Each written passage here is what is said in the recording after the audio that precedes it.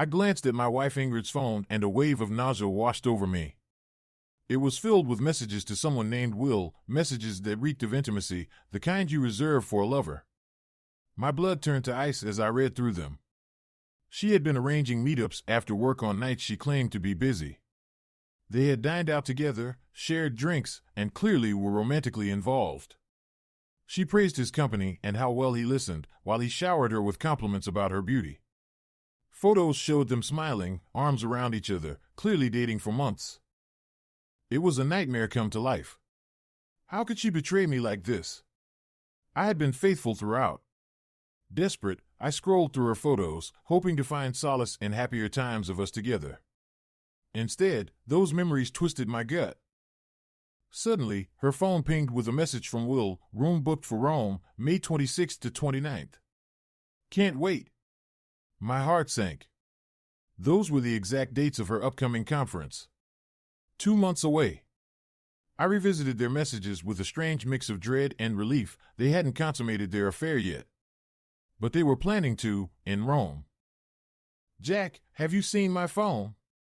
I heard Ingrid's voice sharply from outside the room. Quickly, I pretended to shuffle papers, calling back, I found it. I approached her, handing it over with a weak smile, my hand trembling. You have a message. Suspicion clouded her eyes. Have you been snooping on my phone? No, of course not, I lied, forcing a laugh. Are you having an affair or something? Don't be ridiculous. She snapped, snatching her phone back, but her eyes betrayed uncertainty. Remember, I'm working late tonight. Won't be home until 9 p.m. You can have dinner without me. There are leftovers in the fridge. I tried to kiss her, but she turned away, leaving without a goodbye. Back in my office, I collapsed into my chair, consumed by despair. This couldn't be real. I stared at the photos of us on my desk, from happier times when I looked younger, more prosperous, before I lost my job at a big corporation and became a finance blogger. I entered our bedroom and saw the photos, relics of happier times. They adorned the walls throughout our home, evoking memories of our joyous past. Returning to our bedroom, I confronted my reflection in the mirror, and despair gave way to anger. I saw what Ingrid must see, a disheveled appearance, unkempt hair, worn-out clothes, and excess weight. It hit me hard. I had let myself go without even realizing it.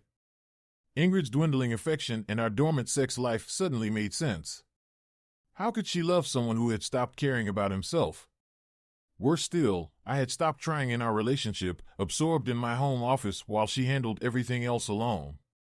No wonder she sought attention elsewhere, someone like Will who could offer what I neglected to provide.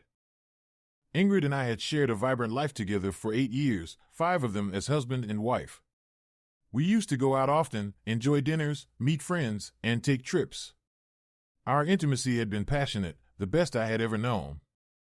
We were planning to start a family and both excelled in our careers. I, once a high flyer, now a struggling finance blogger after losing my job.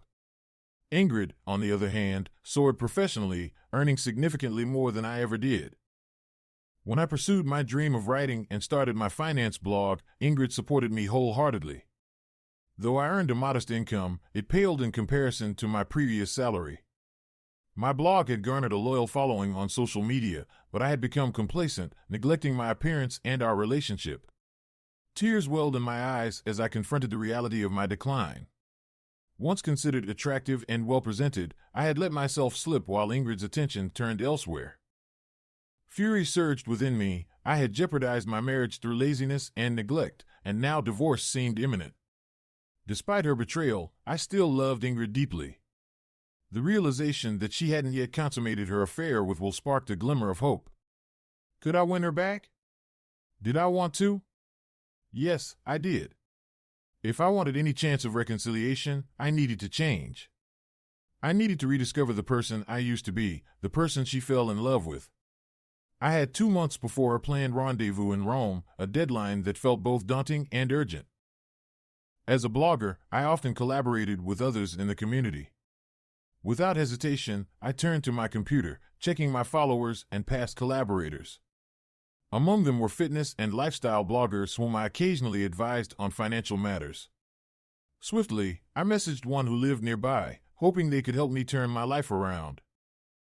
Hey Nick, I was wondering if you could give me some offline help. I'm looking to lose weight and get fit. Would you be willing to train me? I'm happy to pay for your time. I can also feature you on my blog, recording my journey with links to your blog and photos of us together. All the best, Jack. Nick's response came almost immediately. What's up, Jack? Sounds great. When do you want to start? Nick. Oh boy, this is going to be tough. Thanks, Nick. I need to start today or tomorrow. I just found out my wife is seeing someone else. I need to get in shape to win her back, and I only have 2 months to save my marriage. Jack. Nick didn't reply for a while, and my heart sank. I knew I could try to do it alone, but I needed a personal trainer for quicker results and to at least be in better shape before Ingrid went to Rome with Will. It seemed my confession had scared Nick off. I had to become the man she fell in love with again. I opened my wardrobe and rediscovered clothes I had forgotten I owned. As I looked at my usual clothes, I felt disgusted. They were stained and worn out. I decided to throw them all into bin bags, including my underwear and socks. Tears streamed down my face. Ingrid's betrayal was inexcusable, but I had given her a reason she could throw back at me if I confronted her. Even if it was too late, I had to face her with my head held high. Returning to my computer, I saw Nick had replied. Jack, mate, I'm so sorry. I apologize for not replying sooner. I hope I didn't seem heartless. I was checking my schedule. I love the collaboration idea, but let's focus on you. Can you make it today at 3 p.m. in Ashbury Park so we can see what we're working with? I quickly replied, thank you so much, Nick. 3 p.m. today at Ashbury Park sounds great. See you then. My heart soared. Chapter 2. I met Nick as planned at Ashbury Park at 3 p.m. Since I discovered Ingrid's infidelity, my self-esteem and sense of self-worth had plummeted. It hit rock bottom when I met Nick. Nick was incredibly handsome with a well-defined, muscular body. It was no surprise he had many female clients and admirers. To make matters worse, he was genuinely kind. Any man would feel inadequate next to him. I had spent the morning on a shopping spree, splurging on new clothes and treating myself to a haircut. Despite intending to lose weight, I had thrown out so much that replacing my wardrobe became a necessity. I also visited a tech store and purchased a camera, background lights, a microphone, and a GoPro. When I started my blog, I had plans for a YouTube channel, but my motivation waned due to laziness. That was about to change. Hey, Jack. Nick called warmly from a distance. Damn, this guy was good-looking, even more muscular in person. Some guys might even go gay for him. As I approached, Nick's expression changed, noticing my reaction. Hi, Nick. How's it going? I'm really sorry, Jack. For everything and how I reacted, he said guiltily. That was unprofessional of me. Don't worry about it, I reassured him. I'm aware of how I look. If I wasn't, I wouldn't be here. It's no surprise Ingrid is cheating on me. Nah, mate, her cheating is on her, not you, he said seriously, with sympathy. Let's be clear, you're out of shape, and I can't promise you'll win her back. But I can help you get fit so that whether you win her back or not, you'll be in a place where she'll regret losing you, and you won't be single for long. How does that sound? It sounds great, Nick. I smiled. Nick's enthusiasm was contagious. If we're doing this, I need 100% commitment from you. We have a short time frame, but I believe we can do it. Hell yeah! I replied loudly, surprising myself with my own enthusiasm. Yeah! Nick shouted, and we high-fived. That's what I like to hear. We're off to a good start. Listen, Nick, I'm serious about this collaboration. I brought equipment to film our training sessions. I want to document my journey and help promote you. Jack, there's really no need. You've helped me out before with my business for free. I'm just returning the favor. No, I insist. What I did for you before doesn't compare to what you're doing for me now.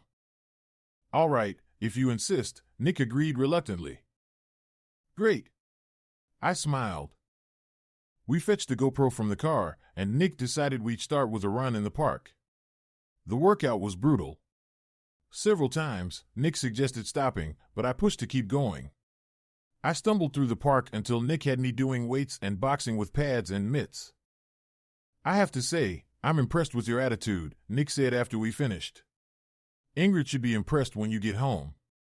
My expression must have revealed the truth about Ingrid seeing Will that night because Nick immediately understood. Damn, I'm sorry. Look, we'll meet 3 times a week, and I'll send you some yoga exercises to do on your own. It'll focus on your core for faster results. You should start seeing improvements in about 3 weeks. Are you up for that? It's going to be tough on you. Also, don't do this just for Ingrid. Do it for yourself. If you win her back, great. If not, you'll still have your pride. I don't want you ending up feeling like it was all for nothing. That kind of disappointment can lead to depression. Yeah, I panted, struggling to catch my breath. Nick chuckled, clearly amused by my exertion, but he understood my agreement through the pain. This guy was impressive. Awesome. We'll meet here again at 3 p.m. in a couple of days. After getting home and showering, I noticed the overflowing laundry and decided to make a statement on this first day. I stuffed as much as I could into the washing machine and headed to the shops to buy ingredients for spaghetti carbonara. It was a dish special to Ingrid, the one I had cooked the night we first made love. Along with her favorite Italian wine, I hoped to bring a bit of Italy to her. I waited anxiously past 9 p.m. for Ingrid to return. Eventually, hunger from my workout got the better of me, and I ended up eating alone. I left her plate on the table, waiting for her return. I figured she had dinner with Will. The rest of the evening was spent hanging up laundry to dry, interspersed with searching online for advice on coping with infidelity. It seemed Ingrid was in an emotional affair, and it was up to me how to proceed, seeking proof for a divorce or striving to win her back. I was resolved that my current approach was the right path, with physical intimacy being the boundary I couldn't accept. Nick had also sent me yoga exercises, a gesture that spoke volumes about his friendship and support. Well past 10 p.m., Ingrid finally arrived home. Exhausted from the day's emotional roller coaster, I had gone to bed early and was half asleep when I heard her exclaim in surprise. I assumed she had noticed the spaghetti carbonara. Then came another surprised what the dash, as she must have seen the rearranged laundry drying. I wasn't sure what she was doing downstairs, but she took her time before finally ascending the stairs. Ingrid climbed slowly, cautiously, as if afraid of what she might find. I heard her enter the bathroom, engaging in her usual late-night ritual. Normally, her actions would upset me, indicating she didn't desire intimacy with me, but this time, oddly, I felt a sense of relief. It meant she hadn't yet been physically intimate with Will, though the strain was clearly taking its toll on her. I hoped she could hold out a bit longer. The next morning, I woke early and discovered why she had been so delayed in coming to bed. She had rearranged the drying laundry entirely. I prepared breakfast for her and waited. "You've made me breakfast." Ingrid's statement or question caught me off guard. She seemed uncertain herself. We ate in silence, Ingrid appearing troubled. It wasn't doubt that clouded her mind, but perhaps curiosity about my sudden gestures and likely suspicions about whether I knew about her and Will. "Thank you for dinner and for doing the laundry," she finally spoke softly. "I should show you the proper way to hang it up. I'm sorry I had dinner out last night with colleagues, but I'll take the spaghetti carbonara to work for lunch." I tasted a bit, and it was delicious. "It's been a while since you made it for me." When I kissed Ingrid goodbye, she turned her cheek as she had been doing lately, though this time it was slightly less pronounced. I was surprised by her reaction. As she left the house, I couldn't help but smile. While she hadn't fully reciprocated, it felt like a better start than I could have hoped for. I began the day by doing the yoga exercises Nick had sent me, and then I focused on my blog, selecting topics for some YouTube videos I planned to record.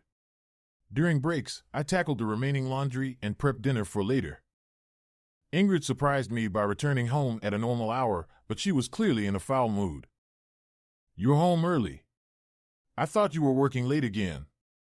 I asked cautiously. What's it to you? She snapped, brushing off my attempt at a kiss. This is my home, too.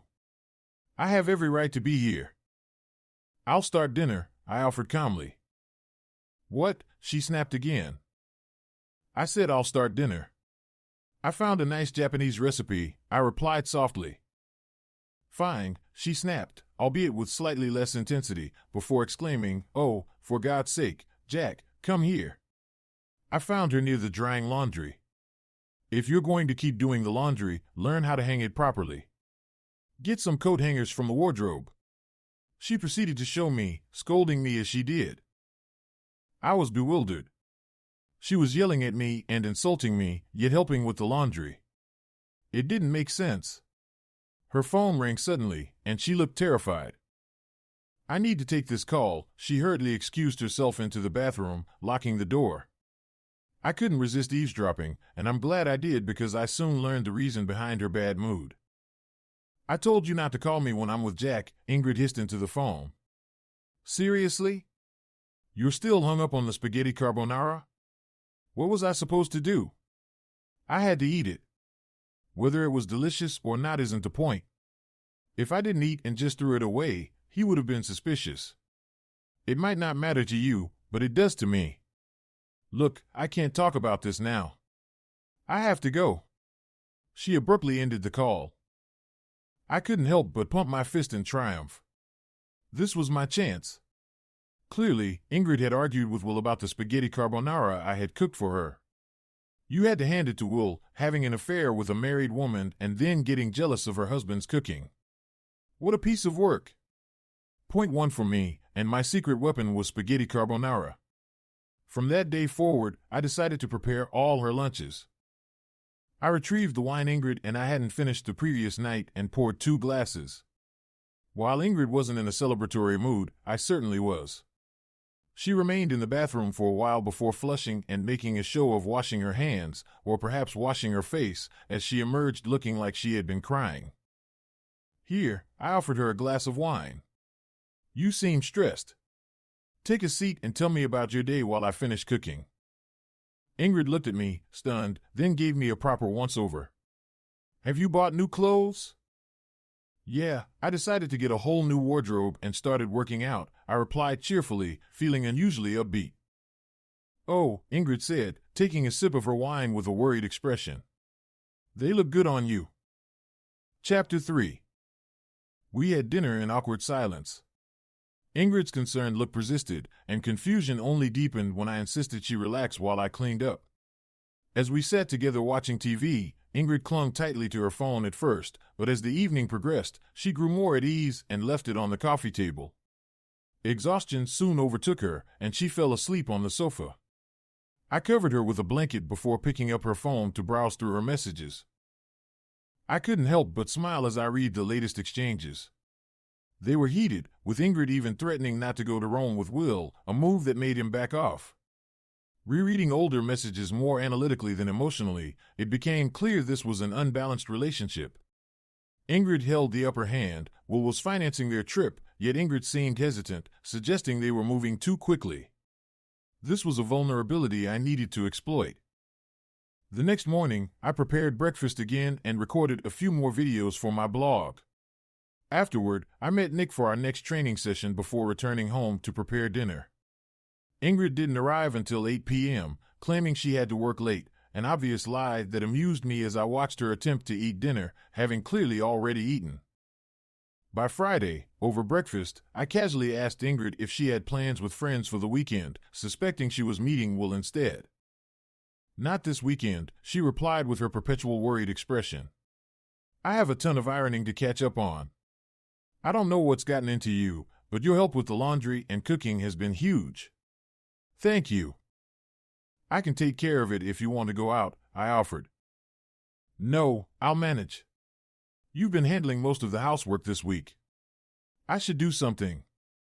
You haven't written anything for your blog either. You should get back to that. You still read my blog? I asked, surprised since she hadn't shown interest in a while. Of course, she snapped back. I always do. I haven't written because I've been focusing on recording videos for YouTube. Ingrid's eyebrows lifted in surprise. You're finally doing that? Yeah, I realized I've been letting you down, and most importantly, myself, I admitted. I've become lazy. It's time to step up. A flicker of impressed expression crossed her face before she abruptly stood up. I need to go, she said, kissing me on the lips instinctively before hurrying out the door, clearly flustered. I met Nick again that Friday. Hey Jack, how's it going? He asked cautiously. How are things with you and Ingrid? Good, I replied, smiling initially, but then my emotions overtook me, and I broke down in tears. Jack, man, Nick asked, genuinely concerned. What happened? Did she leave you? I shook my head. No, she kissed me today, I managed to say through tears. It wasn't intentional, but it felt like a habit. Nick embraced me. Jack, I am so happy for you. But this isn't the time to stop. We need to keep pushing forward. Come on, let's get going. That evening during dinner, Ingrid complimented me. I enjoyed your blog today. When are you going to post your videos? I've recorded about 5 of them, but they still need editing. Can I work on some of them tonight? I really want to start posting soon. Sure, go ahead. Can I see them? Yeah, I replied enthusiastically. They still need some editing, but you can be the first to watch. I'd like that. As Ingrid watched the videos, I could see her interest growing. They're good, she said, sitting closer to me. You just need to lighten up a bit and be less stiff, but the content is really solid. Ingrid was knowledgeable about finance, so her opinion and praise mattered a lot, not just as my wife. I trusted she would tell me if they weren't up to par. While she watched, messages kept popping up on her phone, undoubtedly from Will. He must have been going through hell knowing she was at home with me. As I edited the videos, Ingrid glanced at my screen occasionally, smiling, completely absorbed in the content until she eventually fell asleep on the sofa. Throughout the week, her demeanor shifted from hostile to worried, then awkward, and for the first time, I felt her relaxing around me. I sensed I was making progress, but I knew I still had a long way to go. That weekend, we started behaving more like a couple. We went out together for shopping and other errands. I felt she was no longer ashamed to be seen with me, but she remained tense whenever we were out, constantly looking over her shoulder, presumably afraid of running into Will or anyone else who could expose her affair. I knew I needed to confront her about what I knew, but not yet. First, I needed to regain my own self-respect. Chapter 4. The following week proceeded much like the previous one, except each morning Ingrid kissed me on the lips before heading to work. On the evening she supposedly worked late for her dates with Will, she returned home particularly late on Thursday. Clearly intoxicated, I could hear her noisily masturbating in the bathroom. Fuck. Oh, fuck, she moaned until she nearly screamed, fuck, as she reached orgasm. Then, in a tense silence, I heard her drunkenly almost wailing, "Oh Jack, what are you doing to me?" She turned on the shower, and I could hear her sobbing. Part of me wanted to comfort her, but that would have revealed I knew about her affair. It took all my strength not to go to her. Eventually, she crept guiltily into bed. Despite her state, I felt a sense of elation. She had masturbated, and what had pushed her over the edge was thinking of me. All the effort I had put in over the past weeks was paying off. I was close, but I still needed to confront her about Will. It wasn't just Ingrid who lifted my spirits. The next morning, I noticed my trousers felt looser and my t-shirt seemed tighter around the chest. Curious, I took off my shirt and stood in front of the mirror. While there was still a small overhang on my stomach, it was noticeably smaller, my chest was firmer without the man boobs, and I could feel the muscles in my arms and thighs were harder. Nick had mentioned I might start seeing results in 3 weeks, but it had only been 2. That afternoon when I met Nick for our training session, I couldn't wait to show him. "Hey Nick, check this out," I exclaimed, lifting my t-shirt. "Can you believe I've already started to tone up?" "Whoa, dude," Nick responded, clearly impressed. "I can't thank you enough. Maybe if I keep this up, I'll have a physique like yours," I joked. "Nah," Nick replied with a smirk, lifting his own shirt and flexing his abs. You've got a ways to go for that. You're such an asshole, I laughed. But seriously, Jack, Nick said, putting his hand on my shoulder. I'm impressed. It takes real strength to make changes like this in your life. You should be proud of yourself. Thanks, Nick, I said, brushing off his praise as typical trainer motivation. Nick looked me in the eye, his tone serious. No, Jack. You need to believe it. I can see the progress you made, and it's all because of your determination. I'm genuinely proud of you, man. I grinned stupidly. All right, how long would it take to get a physique like yours? You can't, man, Nick replied sincerely. We have different body types. But we can definitely get you in the best shape of your life. Deal? Deal, I said enthusiastically. All right, new goal. Let's keep pushing. That day, I felt like I had reclaimed my self-esteem and self-worth. Later that evening, Ingrid returned home a bit later than usual with bags of shopping, looking visibly upset. Let me cook tonight, she said, kissing me before handing me a beer and placing her phone on the counter. You've been working hard lately. Why don't you work on your videos? They're getting quite popular at my office. Everyone's impressed. During dinner, I noticed her phone remained untouched. Afterward, as we sat watching TV, Ingrid seemed distant. Over the past week, she had gradually sat closer to me, and tonight our legs were touching. What's wrong, Ingrid? I asked gently, noticing her restless movements. It's nothing, just my feet hurt, she replied, avoiding eye contact. I had a presentation today and was on my feet all day. I believed her this time. She had gone to work in uncomfortable high heels. I got up and fetched some moisturizer. Give me your feet, I said softly, patting my lap. Jack, she murmured, surprised. Come on, I urged firmly, surprising myself with my assertiveness. Ingrid complied, and I began massaging her feet. She closed her eyes and let out a moan of relief. Suddenly, her eyes shot open in panic, and she hurriedly left the room. Confused, I followed her upstairs to our bathroom, where I found her sobbing inside with the door locked. Ingrid, are you okay? I asked gently, knocking on the door. Don't worry, I'm just being stupid. You go watch TV, I think I'll go to bed, she replied. When your cheating partner tells you not to worry, that's exactly when you worry. I went downstairs, found Ingrid's phone, and checked her messages. There was only one new message from Will, with a kissing emoji saying, "Miss you." Seeing Will's messages still made my stomach turn, but I noticed their tone was lighter and less frequent. Ingrid's responses seemed less committed. Maybe I was seeing what I wanted to see, but it appeared Ingrid wasn't as invested in Will as before.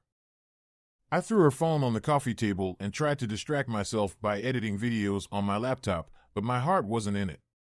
Will's message reminded me there was still another person in our relationship. Taking a deep breath, I decided to call it a night. Ingrid seemed asleep when I entered the bedroom. After brushing my teeth, I slipped into bed beside her.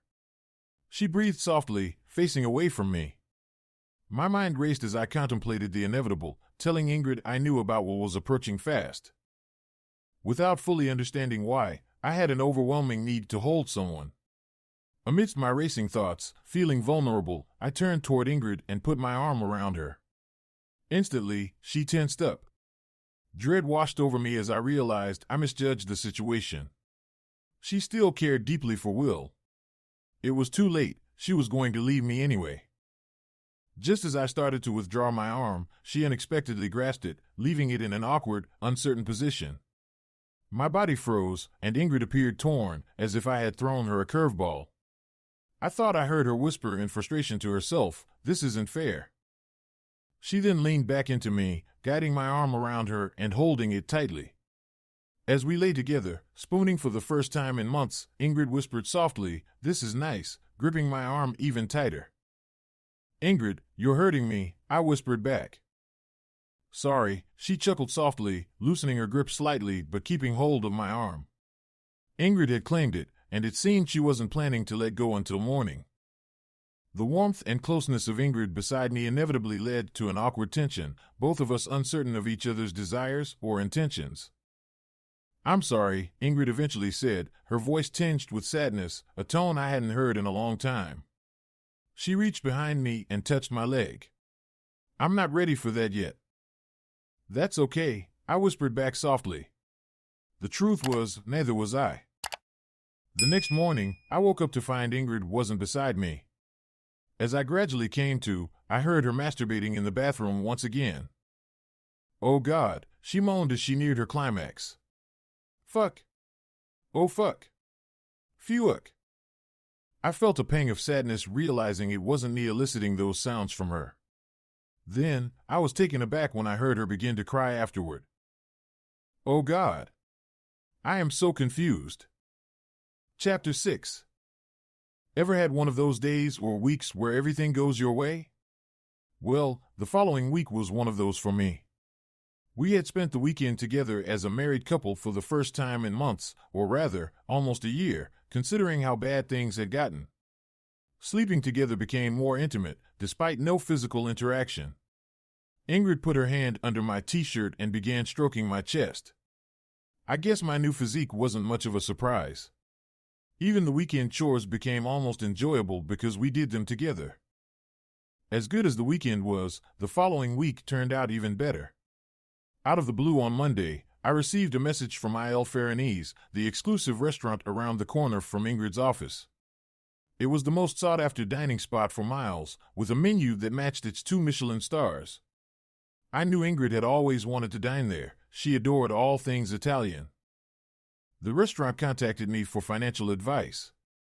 In the world of blogging, there's a culture of reciprocity. I scratch your back, you scratch mine. When they asked what I wanted in return, I naturally requested a table for 2 for that week. They responded that they could only do Thursday at 1 p.m. for lunch. Thursday at 1 p.m.? Perfect. Hell yeah, Thursday lunchtime at Il Faranese would be just perfect. Take that, Will. That evening, as we tidied up after dinner, I broke the news to Ingrid. Are you free to have lunch with me on Thursday? I asked casually. I'm sorry, I think I won't have time. I'm very busy at the moment, she replied, her tone almost guilty. Ah, I said, sounding disappointed.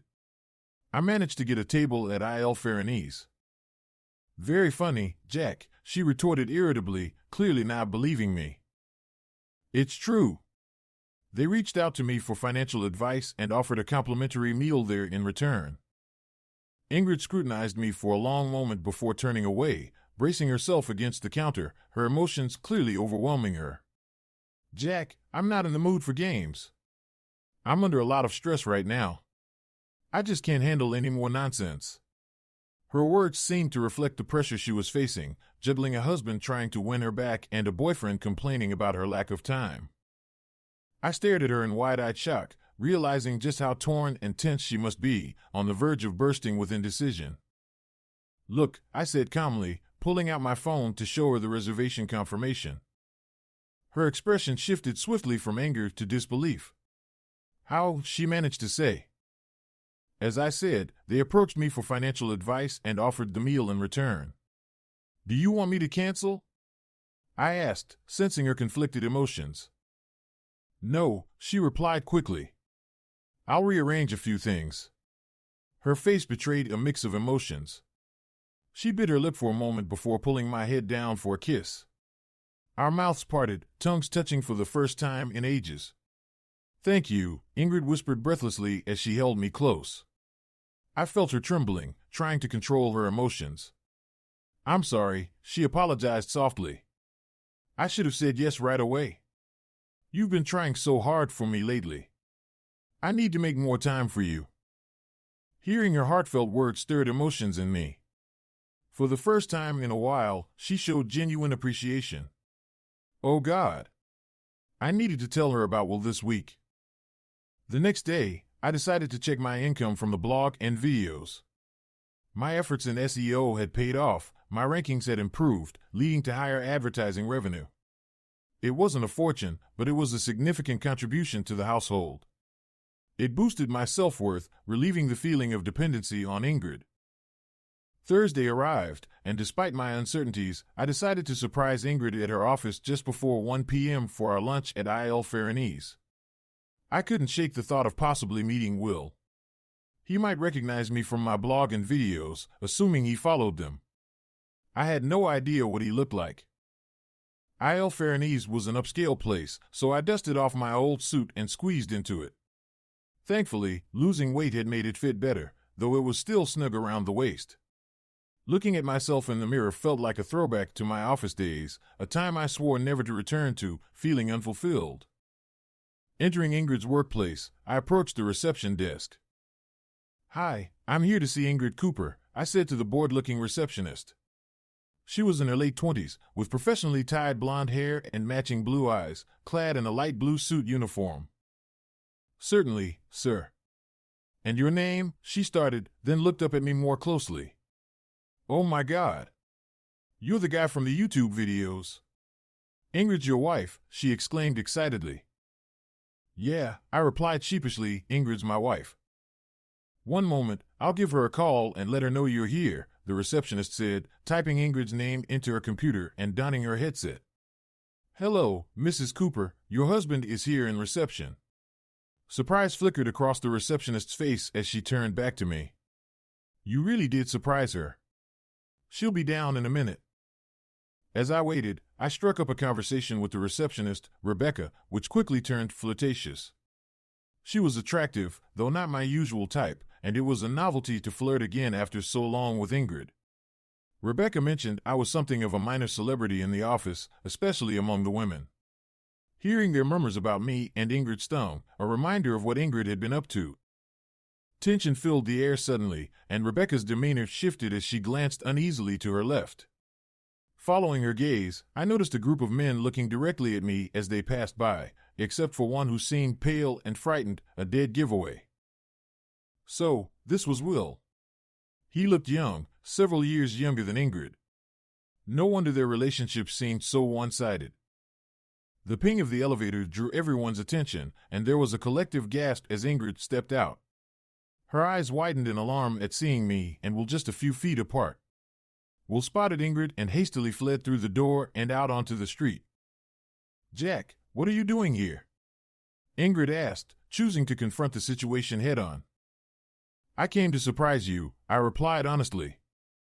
"I hope you weren't waiting too long," she said, flashing me a deep kiss on the lips. "Look at you, all dressed up. Did you do that for me?" She straightened my tie with a smile. "Yeah, I thought I'd make an effort for once," I said, pulling her into an embrace. "Rebecca has been keeping me entertained." "Has she now?" Ingrid's tone hardened, her eyes darting with venom toward Rebecca. "Seriously?" My wife, engaged in an affair with a younger man, and here she was acting jealous after my mild flirtation with the receptionist. "We should get going before we miss our booking," she said, taking my arm possessively and leading me out of the building. We arrived at the restaurant, and when I provided my name, there was a bit of commotion among the staff until Mr. Farina, the owner, approached. He had silver hair and olive skin, the quintessential Italian gentleman. "Mr. Cooper," he exclaimed warmly in a thick Italian accent, shaking my hand vigorously. "It's so good to see you." "Nice to see you too, Mr. Farina," I replied with a bewildered smile, wondering when the handshake would end. "This is my wife, Ingrid." "Ah, la bella Ingrid. You are a lucky man, Mr. Cooper, to be married to such a beautiful woman," Mr. Farina said, kissing Ingrid's hand, which made her blush. "Smooth operator, this Mr. Farina, I had to admit. But please, call me Angelo. Friends don't need to be so formal." "You can call me Jack," I said, relieved when the handshake finally ended. Angelo smiled and called out loudly, resulting in 2 glasses of Prosecco promptly arriving for Ingrid and me.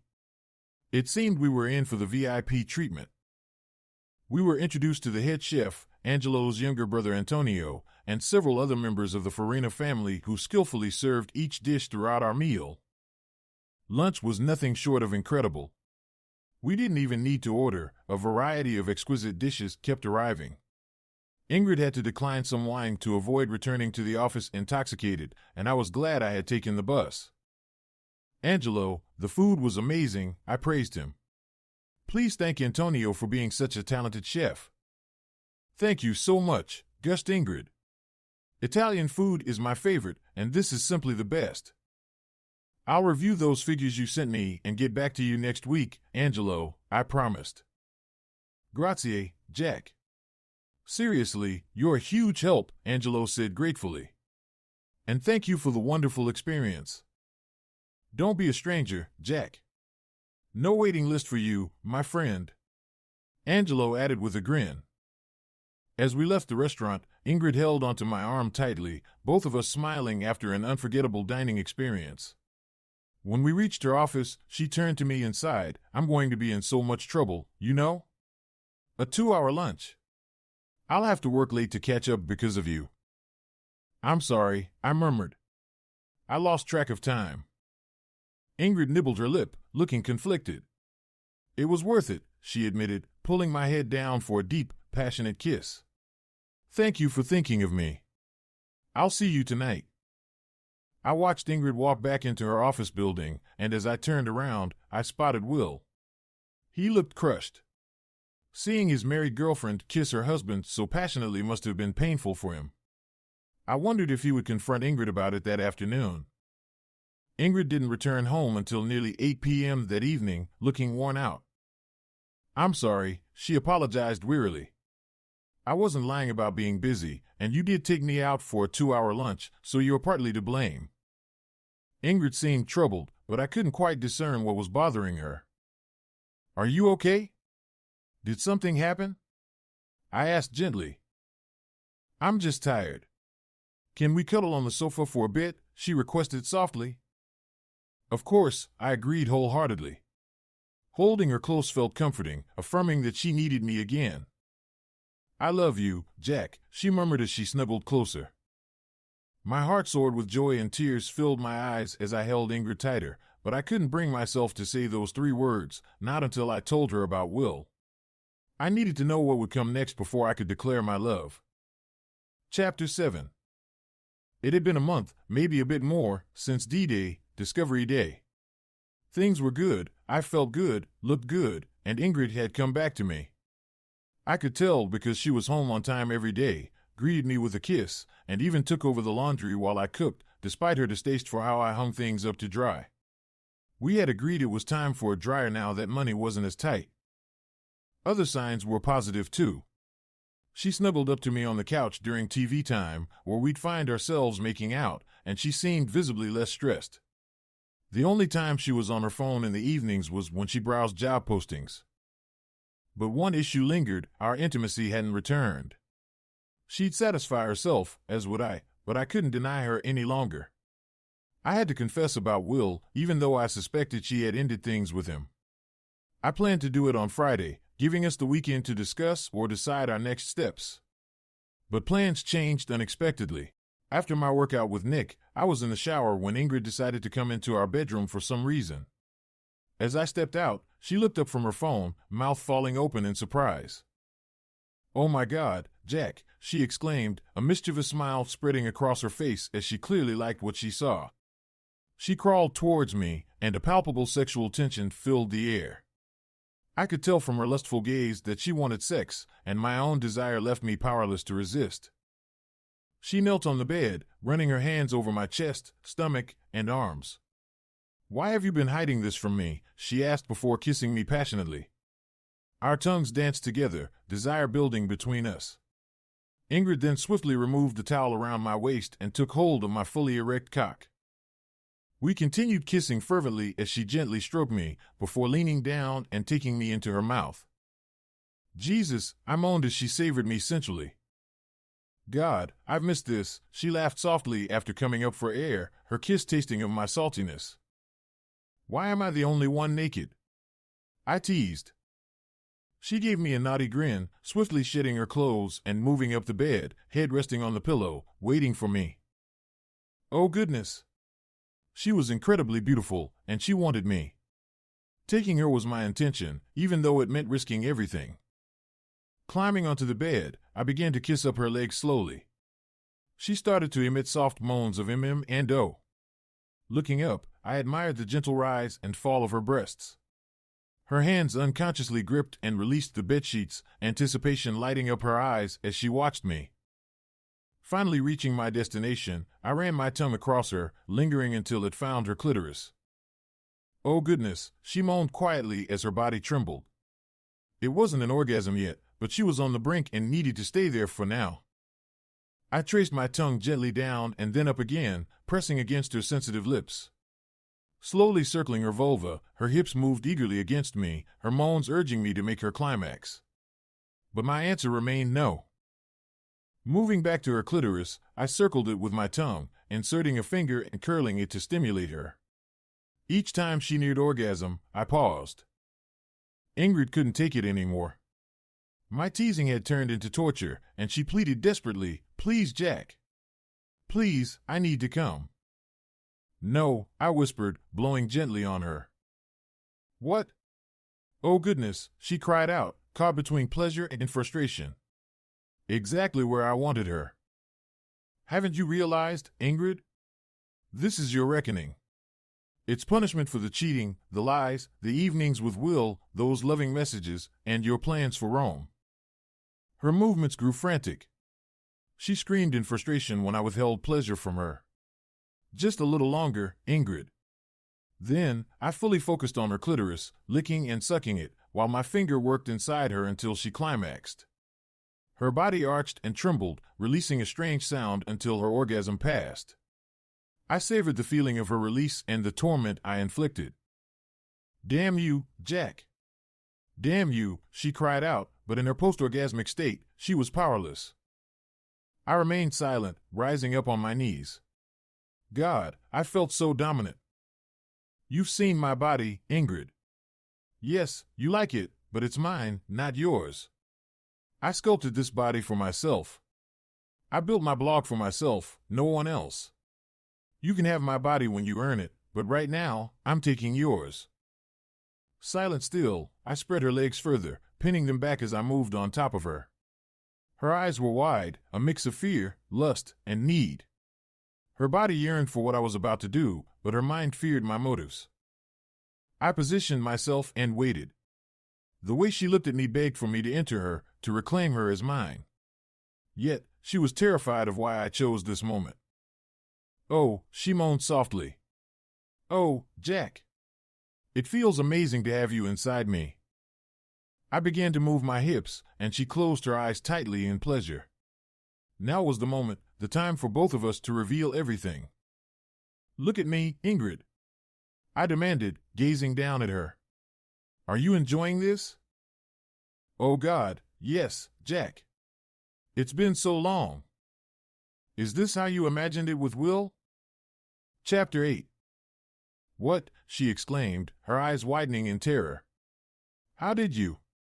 "Oh God," she started to question before I thrust hard into her. I was determined to keep her trapped in this mix of physical pleasure and emotional turmoil until I decided to release her. "I know everything," I told her as she whimpered in ecstasy she didn't want. "About Will, the messages you sent him, the plans you made with him. But I want to hear it all from you, Ingrid. I want the truth." I quickened my pace, her hips moving in rhythm with my thrusts, her moans growing louder. We never broke eye contact, tears streamed down her face. Her mouth opened wide and she cried out loudly as she climaxed. The power I held over her aroused me deeply. She climaxed again and again. Feeling close, I sped up even more, and I groaned loudly as my own climax surged through me. Ingrid climaxed one last time as she felt me release inside her. We lay still, staring at each other without moving until Ingrid began to sob. "You bastard, Jack. You fucking bastard." I rolled off her and sat beside her as she turned away from me. How did you find out?" she asked quietly. "I checked your phone, Ingrid." "You bastard, you invaded my privacy," she snapped angrily, looking back at me. "Cheaters don't deserve privacy, Ingrid, so I'm not apologizing for it. The first time wasn't intentional. Your phone was unlocked, and I saw a message from Will. Ingrid didn't respond. She turned away from me again. I need you to tell me everything, Ingrid. No more lies. I need to understand why. Why did you cheat? I'm sorry, Jack. I'm so sorry, she sobbed. Sorry that you cheated or sorry that you got caught? I countered. Ingrid paused for a moment, then turned to face me. I'm sorry I cheated on you. I'm so sorry I cheated on you, but I swear I never slept with him. I looked at her tear-streaked face, filled with fear. I believe you, I assured her. If you had, it would have been over between us, you know that, right? Ingrid nodded. If you had gone to Rome, would you have slept with him? I guess I would have had to, but I didn't want to go with him. Everything was moving too fast and out of my control. I told him I wanted to go to Italy, and the next thing I knew, he had booked the entire trip. Honestly, I was freaking out about it, and I didn't know what to do.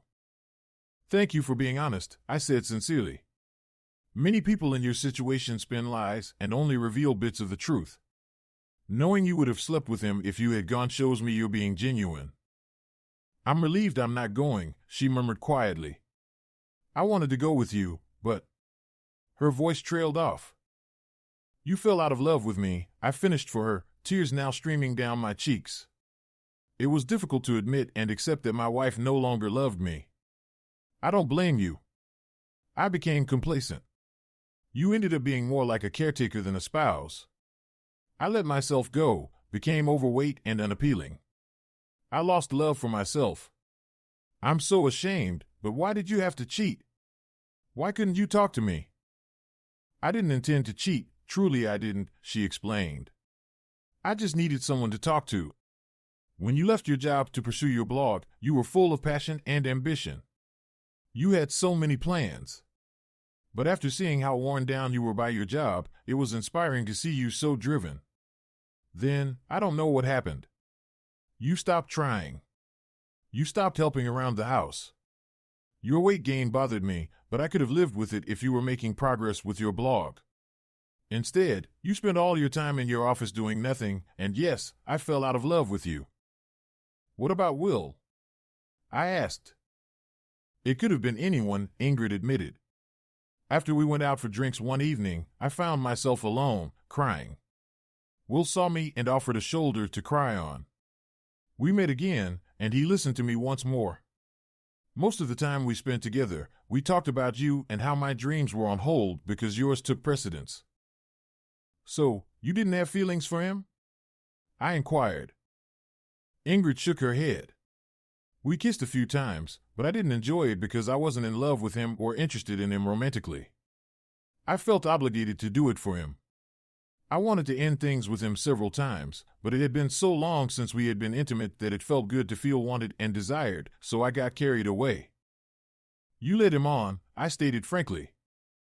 Oh God. I'm a terrible person, she cried, burying her face in her hands, full of remorse. What changed? I asked softly. You did. You changed, Ingrid replied. You threw out all your old clothes. All of them. You bought a whole new wardrobe and started working out, losing weight. You have no idea how shocked I was when I came home to find you had cooked that spaghetti carbonara and done the laundry. By the way, I'll be handling the laundry from now on. I hate the way you hang it. I noticed, I chuckled awkwardly. Ingrid laughed softly, sharing the moment with me. I really appreciated that gesture. It was a wonderful surprise. For the first time in a long while, you made me feel special again. You used to do that effortlessly. You started making me lunches for work, cooking dinner when I got home, and then diving into your blog and making videos. Your passion returned, and I began to feel proud of you once more. It felt amazing hearing everyone at the office praise your videos, though I'm not thrilled about all the female fans you're attracting. That's when my feelings for you started to reignite. It was a struggle. I felt guilty and trapped, like I couldn't breathe. I wanted to be with you, but that's when I realized how much Will cared for me, and I felt terrible about that. Every day, I could see the pain I was causing him. He looked crushed when I told him I wanted and needed to go home to be with you. Are you still in touch with him? I asked. Ingrid shook her head. I ended things after we went to Il Ferranese. That's why I was really late that day. He came into the office and cried at his desk. Everyone in the office probably hates me now. I guess I deserve it. I'm not surprised he cried. He saw us kissing when we returned to your office, I explained. He witnessed his girlfriend, in his eyes, kissing her husband in a way she probably didn't kiss him. Oh God. I've messed up so badly, she cried out. Wait. How did you know who he was? The same day I met you in your office when we went to Il Ferranese. It wasn't hard to figure out. He gave himself away by avoiding eye contact and looking terrified. Also, I noticed how scared you looked when you saw both of us in reception. How long have you known, really? About a month or so, I estimated. Why didn't you confront me sooner? I wanted to win you back, but first, I needed to love myself again too. I looked at myself in the mirror, really looked at myself after I saw the messages between you and Will, and I didn't like what I saw, I admitted, my voice catching with emotion. I truly believed I had lost you, and it felt like my fault. Ingrid gently held my face in her hands and kissed me. I love you, Jack. I'm so proud of you. After a brief pause filled with uneasy silence, Ingrid finally spoke up. Don't you love me, Jack? Her hands gripped the bedsheets anxiously. You hurt me, Ingrid, I responded, struggling to maintain composure. I want to love you, but the betrayal hurt. You didn't have to cheat, but you did. Ingrid broke down into sobs, her face buried in her hands. I'm so sorry. Please don't say it's over between us. We're not over, I assured her, trying to steady myself. I want to love you again. I know I'm not blameless for our marriage falling apart, and I hurt you too with my actions. But the betrayal is hard to overlook. What do you want to do? She asked nervously. I want us to start dating again and go to marriage counseling. We have a lot of trust issues to work through, I explained. I'm sorry, but I'm not sure if I can make love to you until we sort those out. But that doesn't mean we can't be intimate in other ways. If I ask to see your phone, I need you to be open with me.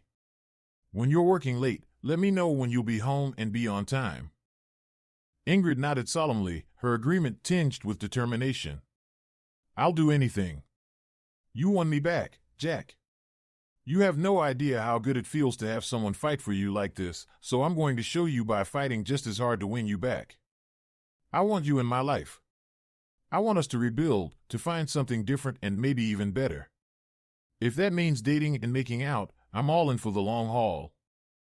I don't think we can go back to how things were, I admitted. But I believe we can create something new, something stronger. We both made mistakes. Marriage counseling will help us work through that. I retrieved Ingrid's phone from the floor and handed it to her. It's getting late, and I'm hungry. Order some pizza, and then join me in the shower. Tonight, I want us to stay in and watch a movie together on the sofa. For the first time since our intimacy, Ingrid's smile was genuine. I'd love that. As guilt washed over me in the bathroom, I turned to Ingrid. I'm sorry for how I treated you earlier. I acted out of a need to punish, but I went too far. I love you, Jack, she replied softly. And I'm going to keep saying it, even if you're not ready to. Chapter 9. In the shower, we washed each other, then made out. When Ingrid tried to reciprocate, I gently declined, viewing it as my apology for my earlier behavior. Feeling her bare body pressed against mine as we kissed was far more satisfying than our previous encounter. That evening, we enjoyed pizza and beer while watching a silly comedy. The movie itself was unimportant, what mattered was Ingrid snuggled up close to me. After the film ended, we kissed passionately, and I pleasured her with my fingers until she reached orgasm. In return, she enthusiastically gave me a blowjob, as if trying to show her devotion. Throughout the weekend, we talked and made out.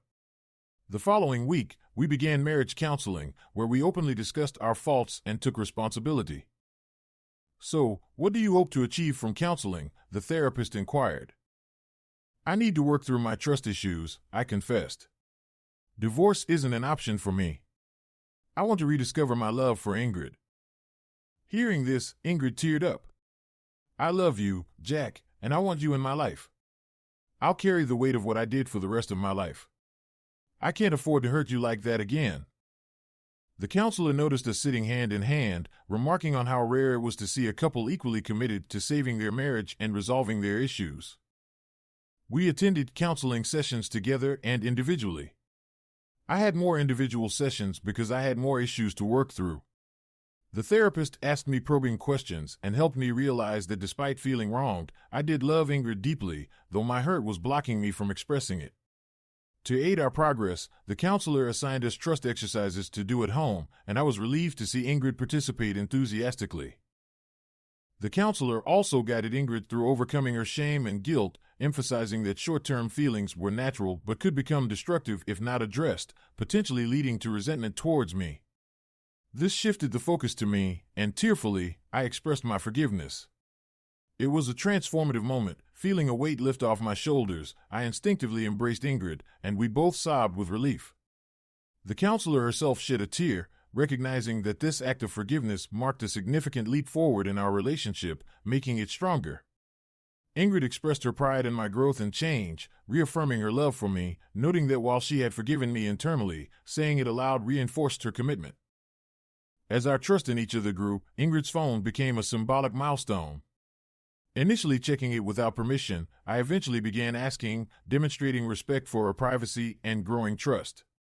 After a period of not checking, Ingrid requested that I do so. When I reached for her phone, however, I found myself unable to follow through. Despite our progress, our counseling journey hit 2 stumbling blocks. Before each session, the counselor encouraged us to share anything on our minds. One lingering issue surfaced from a conversation we had after being intimate. Ingrid, you mentioned that when you spoke with Will about me, you discussed putting your dreams on hold while I pursued mine. What did you mean by that? Ingrid withdrew her hand from mine, looking guiltily away. You know how much I love everything Italian. I've always dreamed of living in Italy, even if just for a year. Truthfully, when I said I was working late, I was also taking Italian lessons. I was actively planning to make my dream a reality. My company has an office there, and I was considering a transfer. I was taken aback, my head sinking into my hands. This revelation was entirely new to me. How does this make you feel, Jack? The counselor asked gently. Is learning Italian and living in Italy important to you? I asked Ingrid, struggling to process the news. Yes, it's something I've always wanted, aside from having children, she replied earnestly. I stood and paced the office, feeling shut out. Ingrid had a dream she hadn't shared or included me in.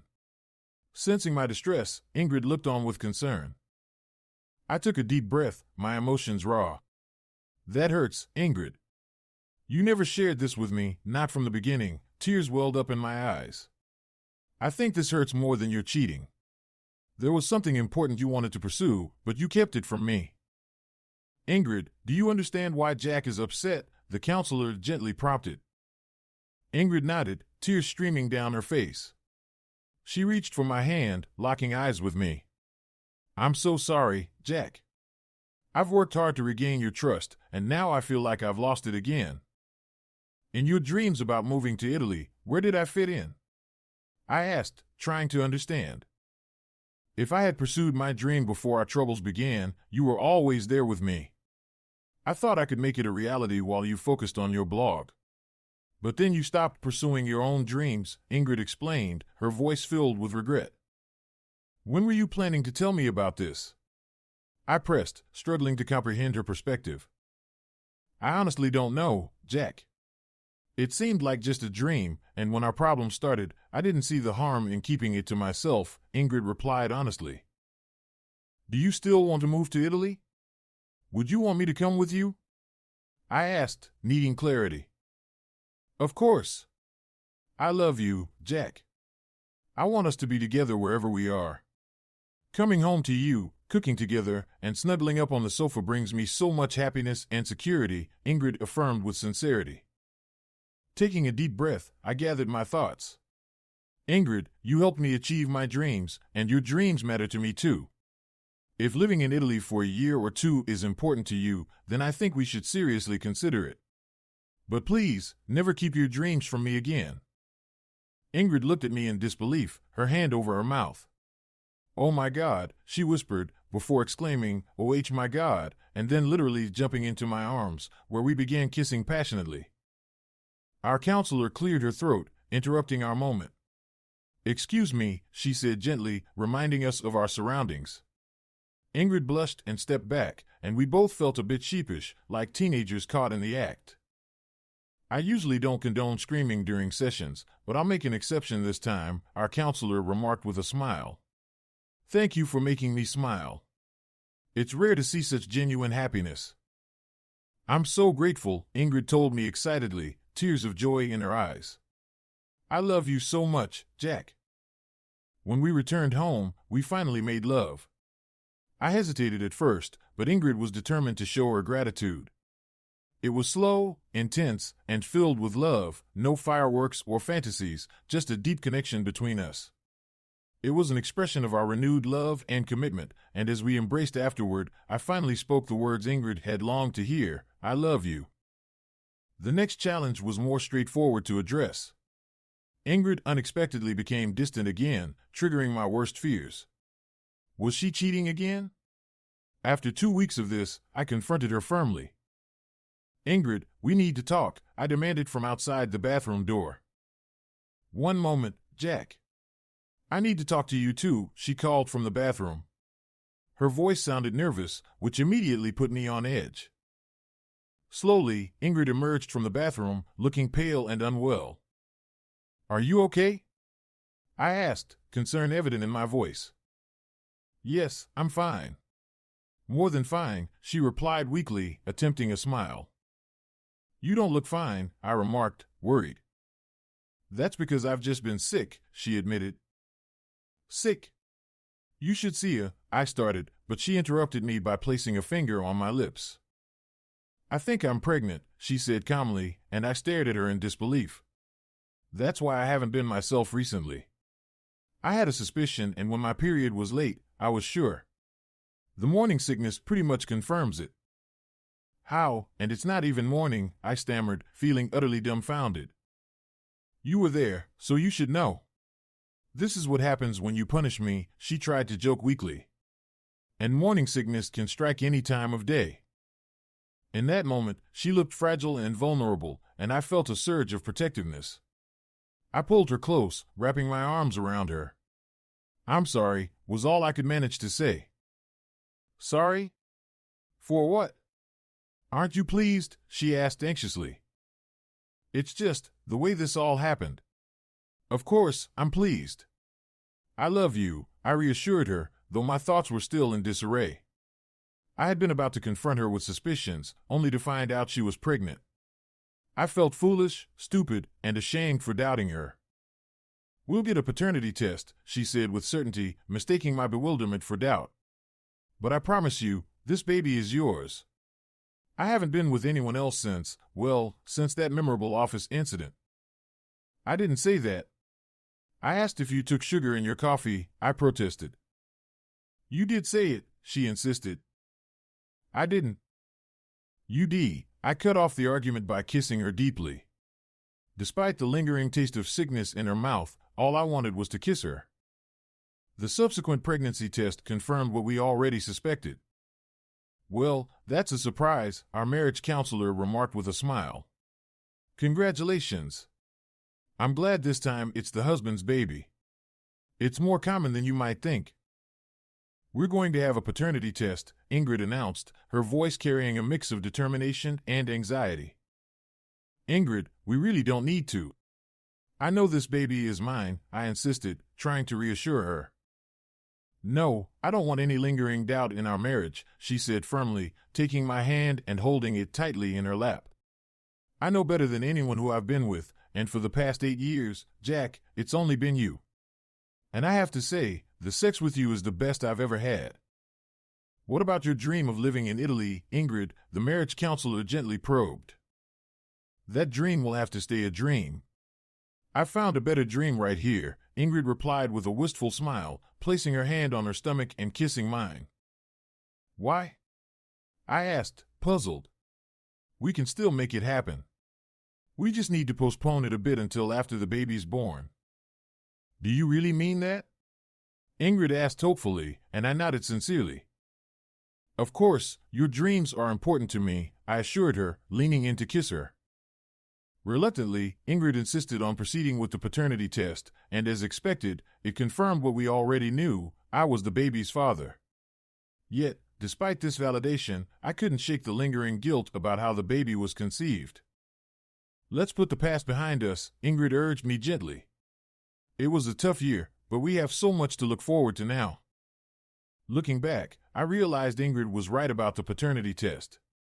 It didn't dispel any doubts because there were never any doubts to begin with. Instead, it somehow validated the trust between us, allowing us to move forward together. After everything we'd been through, our marriage felt stronger than ever. Did the outcome mean I was happy about Ingrid's infidelity? Absolutely not. Was I proud of my role in our marital problems?